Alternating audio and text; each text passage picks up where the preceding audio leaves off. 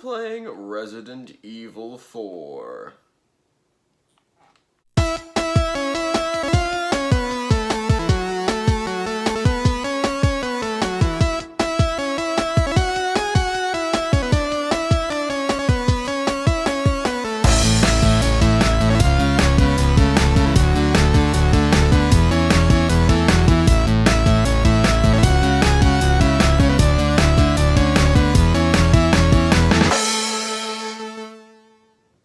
Welcome back to The Bros. I'm Elijah Phillips, and welcome back to...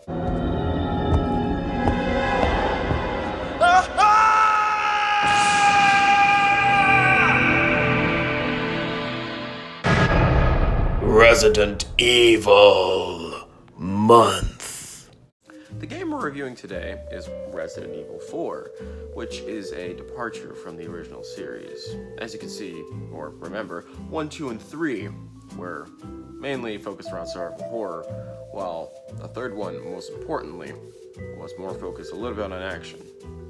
This one is mostly focused on action with hints of survival horror. So, without further ado, sit back, relax, grab a beverage of your choice.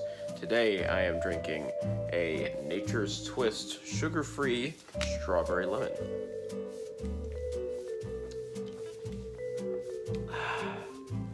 Let's get into the review. Resident Evil 4 Story. It is 2004. The US President's daughter, Ashley Graham, is kidnapped by the religious group known as the Los Illuminados.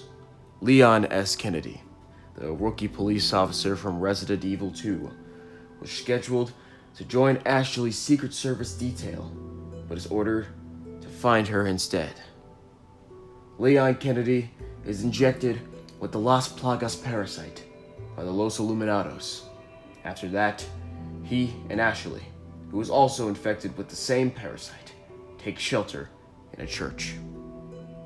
After escaping the village, Leon and Ashley are forced to seek refuge in an old castle, but Ashley is once again apprehended. This time, she's taken to an isolated island by Leon's old partner, Jack Krauser. Under the orders of Ramon Salazar, the 8th head of the Salazar family, Leon confronts Salazar and defeats him. Leon heads to the island to find Ashley, and it is there that he finds both Jack Krauser and Osmond Saddler, the leader of the Los Illuminados cult. Leon and Ashley use a facility on the island to remove the parasites.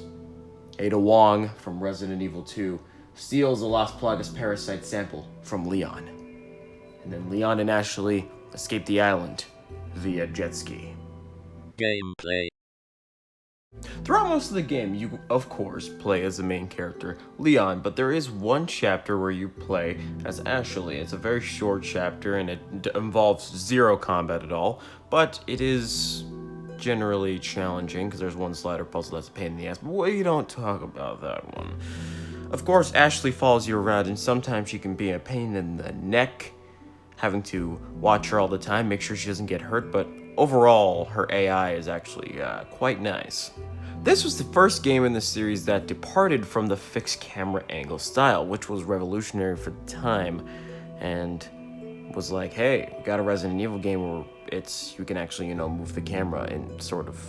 Here you saw a brief glimpse of the attaché case, which is the inventory system used in this game. No longer is the boxes, it's actually sort of like a grid system where certain items take up a little more space than they would normally, sort of to add more realism. And hey, they're bringing it back in Resident Evil 8, so that is a plus. Which brings me to the lifeline of this game, the Merchant.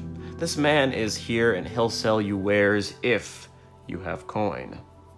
The enemies in this game involve Ganados, of course the classic zombie dogs, a little bug creature called Novicidors, and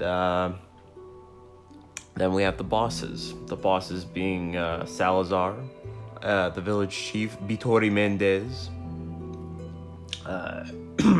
Jack Krauser, and Osmond Saddler at the end. Other than that, the game is pretty good. In conclusion, Resident Evil 4 is an overall great experience, and the game is like, what, $20 now? You can have some great fun with it, and it's considered by most to be the greatest game of all time, which is a big statement right there. That's why my final rating for this game is a solid 9 out of 10. See you next review, or next time, next week, whatever. And remember, bros are bros for life, and bros before hoes. Fuck that up royally.